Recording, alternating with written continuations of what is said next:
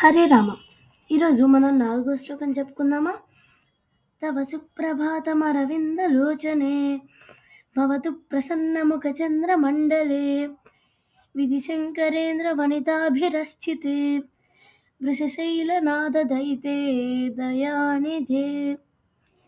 దీని అర్థమేమనగా, తామర పువ్వులాంటి కళ్ళు కలిగిన అమ్మ, చంద్రుని అందంలాగా ప్రసన్నమైన ముఖం కలిగిన ఓ లక్ష్మీదేవి, నిన్ను సరస్వతి, పార్వతి, శచీదేవి కూడా పూజించుతారు.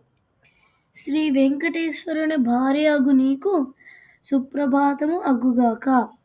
హరే రామ! మీకు విషయం చెప్పనా?